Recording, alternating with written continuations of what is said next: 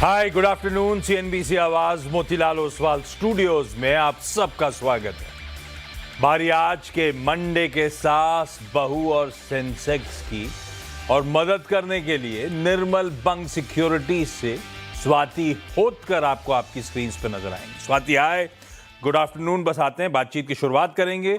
आप लोगों की जो भेजी हुई क्वेरीज हैं उनको सॉल्व स्वाति करेंगी आज तो खैर लॉक्ड है शो। आने वाले दिनों में अगर आप शुमार होना चाहते हैं, शिरकत करना चाहते हैं, अपनी क्वेरीज इस प्लेटफॉर्म के थ्रू रेज करवाना चाहते हैं, तो व्हाट्सएप नंबर जो बोलने से पहले डॉक्टर साहब ने निकाल दिया है लेकिन स्क्रीन के ऊपर लिखा हुआ है।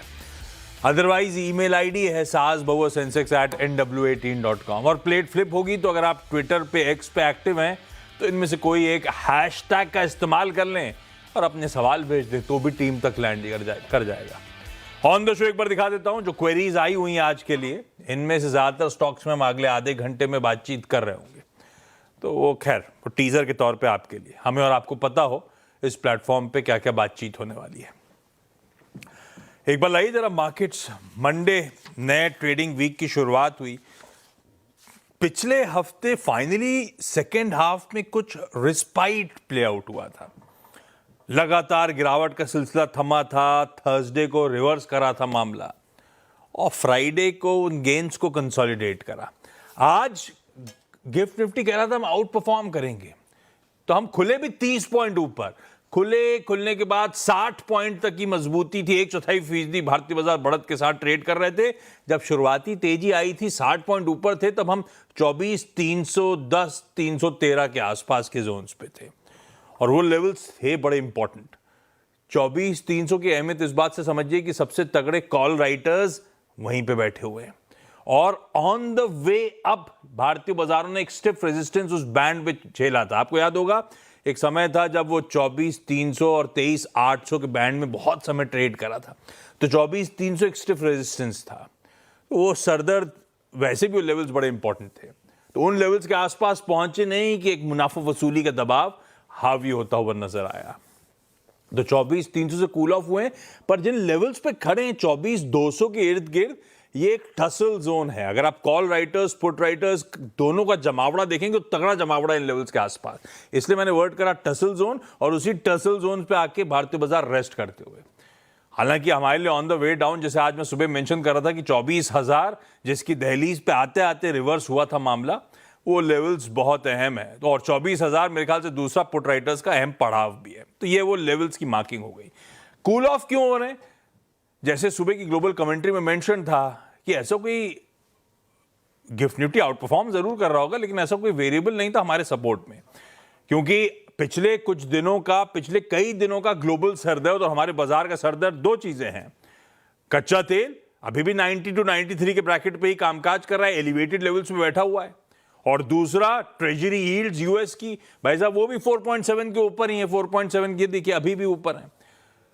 और ऊपर से आज शाम को वो पिछले हफ्ते यूएस के ट्रेजरी सेक्रेटरी, हमारी भाषा में बोले तो उनके फाइनेंस मिनिस्टर का बयान था। आज मंडे को हम लोग सबसे बड़े सैंक्शंस ईरान पे लगाने जा रहे हैं, तो दुनिया ने कभी या हिस्ट्री में कभी नहीं हुआ, दुनिया ने कभी नहीं देखा। तो आज रात में प्रेस कॉन्फ्रेंस इंडिया टाइम के हिसाब से 11:30 बजे, तो उस इवेंट से पहले भी थोड़ा सा लॉजिकल नहीं था, थोड़ा सा कूल ऑफ होते हुए भारतीय बाजार शायद इन्हीं रीजंस के बीच में नजर आएंगे। खैर मुझे याद पड़ता है जब पेन में थे तब स्वाति ने फ्लैग ऑफ करा था कि ये जब तक 24,000 इंटैक्ट है ये बाय ऑन डिप्स का मार्केट है, और वो 24,025 के आसपास के लेवल से वाकई घूमा और 24,300 तक की ट्रेजेक्टरी तक मैप करके हम बढ़िया हैं। स्वाति उन लेवल्स पे आए, वो buy on dips beautifully play out करा। एक हफ्ते बाद वापस मुलाकात हो रही है, अब हम 24,300 से कूल ऑफ होने वापस शुरू हो गए। क्या अप्रोच होगा निफ्टी को लेकर? First of all good afternoon Ashish ji. Definitely Nifty जिस हिसाब से मोमेंटम रैली कर रही है, हम ऊपर में देख रहे हैं कि 200 डीएमए के काफी स्ट्रॉन्ग रेजिस्टेंस फेस कर रहे हैं, बट नीचे में ऐसे ही 24,000 साइकोलॉजिकल मार्क इंटैक्ट रख रही है, तो थोड़ा साइडवेज मोमेंटम में है। निफ्टी कंसोलिडेशन फेज में चल रही है, काफी एक with in the range of 400 points के रेंज में ये स्टक हो गई है। डाउनसाइड अभी भी आज का इंपॉर्टेंट क्लोजिंग हमें देखना पड़ेगा। 50 डेज मूविंग एवरेज टेस्ट की है जो कि अराउंड स्पॉट के लेवल्स में है 24,190 के आसपास।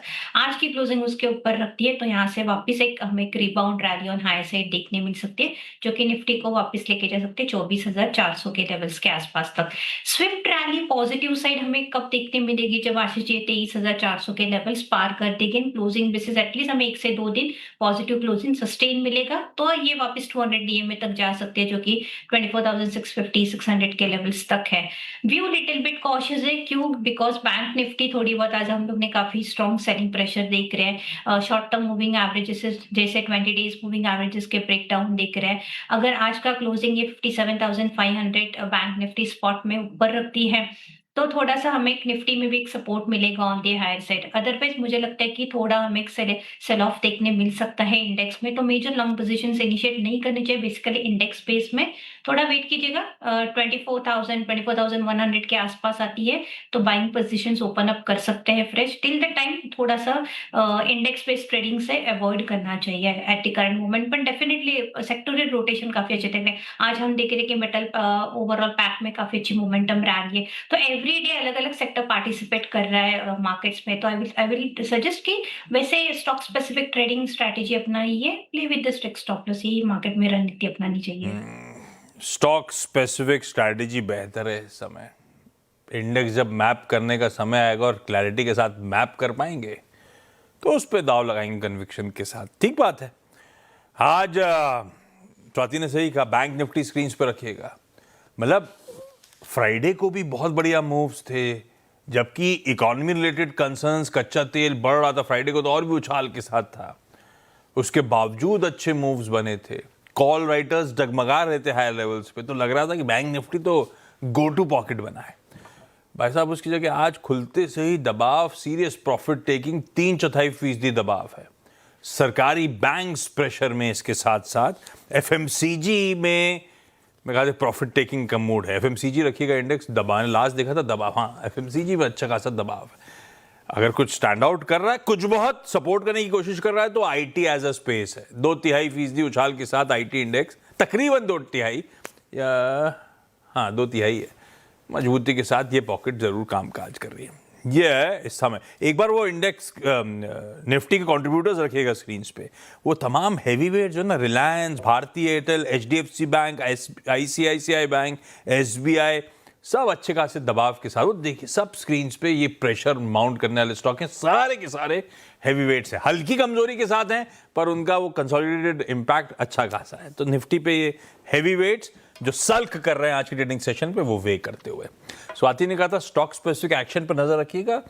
निर्मल बंग के, स्वाति होतकर के बढ़िया से 1-2 स्टॉक पिक्स थोड़ी देर में अभी लेता हूं। पहले कुछ स्टॉक्स मेरे दिमाग में भी, उन पे मैपिंग करानी है स्वाति से। उससे पहले मैं जा रहा हूं रश्मि गोलतकर जी जुड़ती हुई। कहाँ है रश्मि मैम? डायरेक्टर साहब, हाय रश्मि जी। रश्मि जी कहाँ से जुड़ रहे हो आप? हेलो, मुंबई से। अरे वाह, मुंबई में कहाँ से? मुंबई में हेलो, हाँ जी, नेरुल हाँ जी। से। हाँ, बोरीवली से। नेरुल से।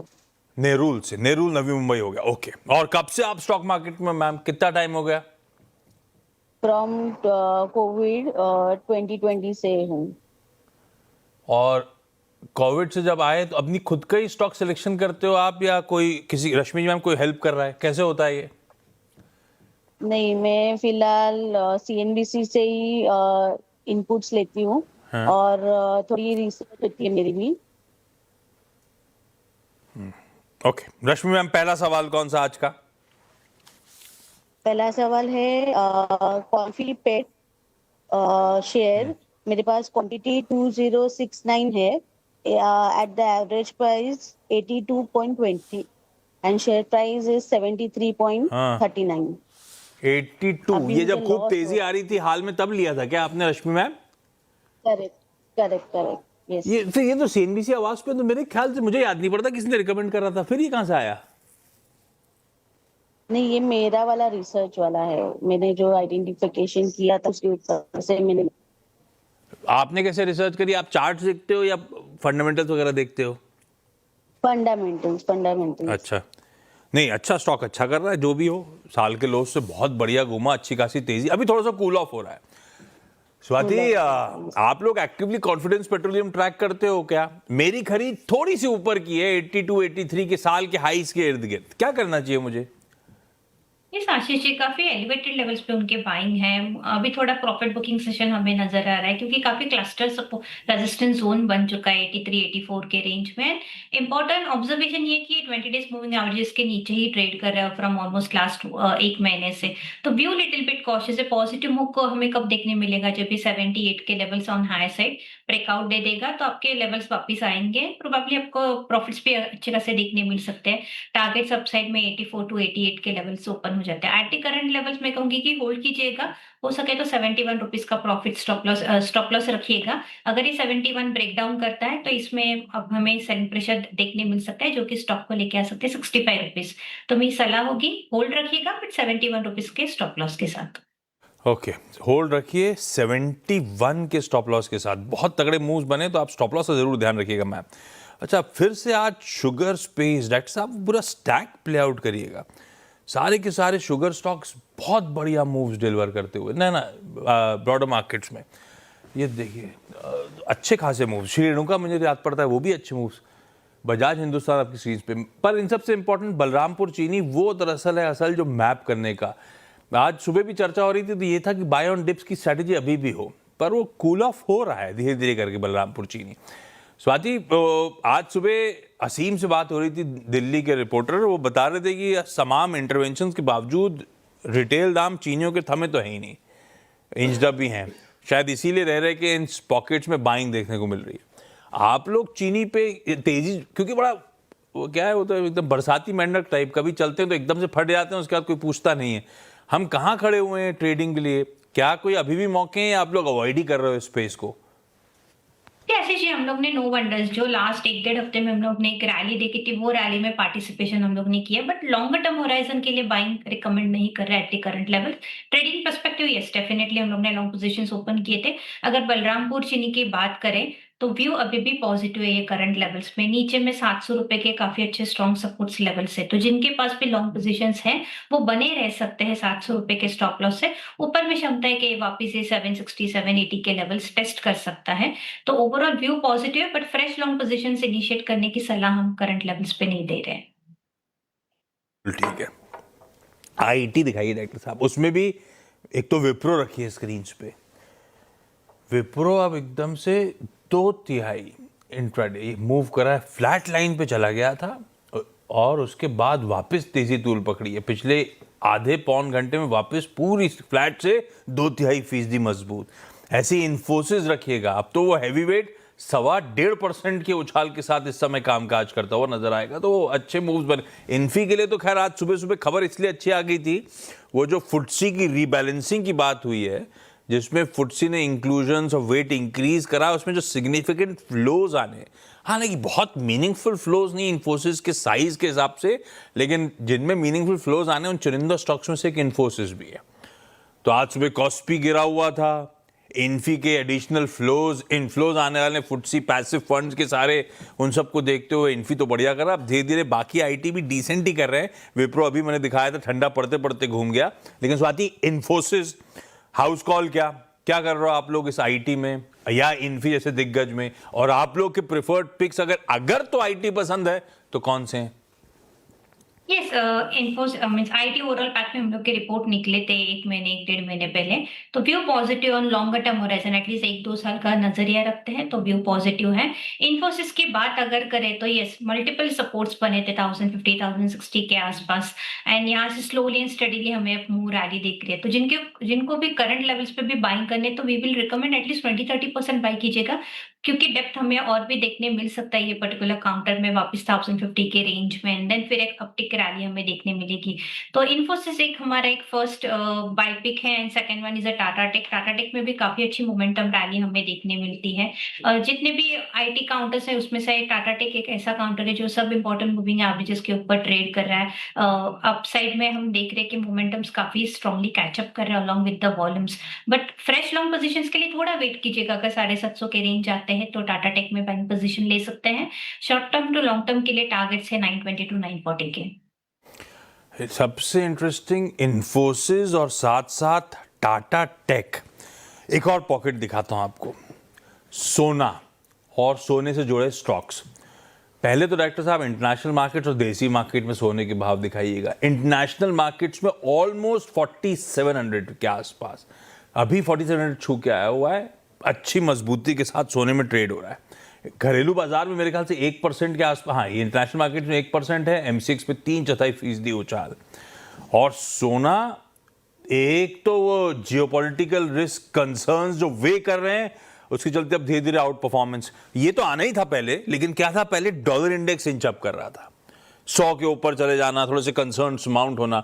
अब वो डॉलर इंडेक्स 99 के मीनिंगफुली नीचे बना ही हुआ है, तो जियोपॉलिटिकल रिस्क वापस बढ़ रहे हैं, डॉलर इंडेक्स कंट्रोल में है, तो अब फायदा मिल रहा है सोने को और फायदा मिल रहा है मणप्पुरम और मुथूट को। लाइए दोनों स्क्रीन पे भाई साहब, दोनों में गजब की मजबूती। आज वायदा के टॉप गेनर्स में आपको ये नजर आएंगे। मुथूट फाइनेंस तो मेरे ख्याल से one of the top gainer है, जो टॉप गेनर उसकी चर्चा भी करूंगा, 4-5%। सेकंड टॉप गेनर है आपके सामने मुथूट, और मणप्पुरम भी 2.5% के आसपास की मजबूती। साथ ही सोना खरीदा क्या? ये रैली में नहीं, बट डेफिनेटली प्रीवियस खरीदे हुए ऑल्सो। पहले वाले में खरीदा था, फिर तो ठंडा पड़ गया, नुकसान हो रहा होगा पिछली वाला खरीदा हुआ सोने में। नहीं सर, मेरी last buying at the rate of around 48-49,000 जब सोना था तब खरीदा था, उसके बाद मैंने नहीं खरीदे सोने। 48-40,000, अरे बाप रे बाप। तो अभी फिजिकल गोल्ड पे क्या व्यू है स्वाति? और मणप्पुरम या मुथूट, दोनों में से क्या पसंद आ रहा है? मुझे मणप्पुरम पसंद आ रहा है फ्रैंकली स्पीकिंग। अगर मैं कंपैरेटिव एनालिसिस करती हूँ टेक्निकल चार्ट्स पे, तो इसमें मोमेंटम्स काफी स्ट्रांगली रैली हमें देखने मिल रही है।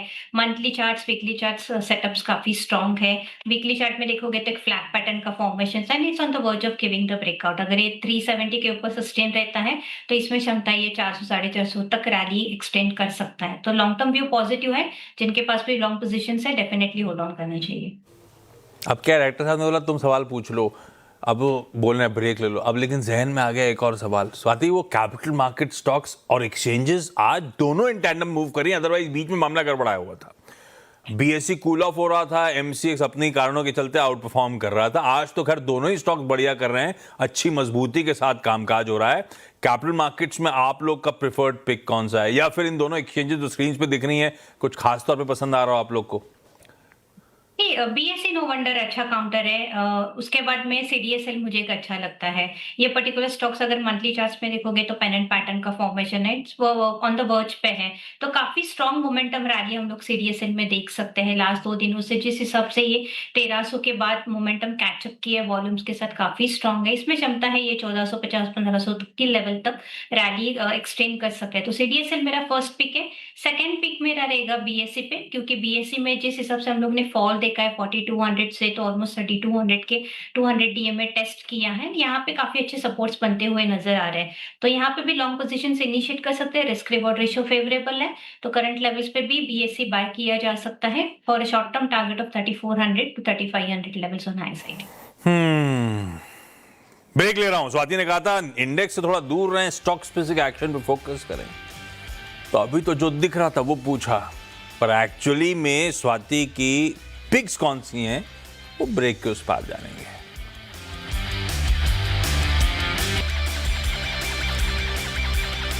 चलिए भाई, स्टिंग प्ले आउट करिए जरा SBS स्टॉक पे की या पिक्स की। स्वाति क्या पसंद आ रहा है? ये आशीष जी, जैसे मैंने कहा मेटल्स में मुझे काफी अच्छी पॉजिटिव मूड रैली देखने मिल रही है आज। तो नाल्को मुझे करंट लेवल्स पे काफी स्ट्रांग लग रहा है। जिस हिसाब से मार्केट में मोमेंटम रैली है, ये पर्टिकुलर काउंटर अपनी स्ट्रेंथ काफी इंटैक्ट रख रहा है। इंपॉर्टेंट मूविंग एवरेजेस के ऊपर वेल प्लेस्ड हो रहा है, पॉजिटिव मूव कंटिन्यू रख रहा है। करंटली 404 के आसपास ये ट्रेड हो रहा है, बाइंग पोजीशंस बनाई जा सकती है। 396 का स्टॉप लॉस प्लेस कीजिएगा, 418 के टारगेट्स मुझे नजर आ रहे हैं। सेकंड बाय कॉल मेरा प्रेस्टीज पे है। नो वंडर आज ओपनिंग के बाद थोड़ा बहुत प्रॉफिट्स बुकिंग हम लोग ने देखे, बट इंपॉर्टेंट पॉइंट है कि इसने एक 50-day मूविंग एवरेज टेस्ट किया है, वहां से वापस एक मुझे लगता है कि एक बाउंस बैक रैली हमें काफी स्ट्रांगली देखने मिल सकते हैं। मोमेंटम इंडिकेटर्स भी पॉजिटिव इंडिकेशंस बता रहे हैं। तो प्रेस्टीज करंट लेवल्स पे बाय कीजिएगा, 1625 के लेवल्स पे ये ट्रेड कर रहा है। 1600 का स्टॉप लॉस रखिएगा, ऊपर में एटलीस्ट इसमें 1670 के टारगेट्स मुझे नजर आ रहे हैं। नाल्को और प्रेस्टीज एस्टेट्स आज सुबह भी मेरे ख्याल से टॉप कॉल्स में दोनों शुमार थे। रैप रखिए काउंटर्स को। स्वाति थैंक यू आज जुड़ने के लिए। अगली मुलाकात 1:30 बजे 1:27 पे। और आज क्वेस कॉप बहुत दिनों बाद वापस चर्चा में आ रहा है। इसके तिमाही नतीजों से लेकर बाकी सारे आउटलुक वगैरह पे चर्चा करेंगे टॉप मैनेजमेंट से।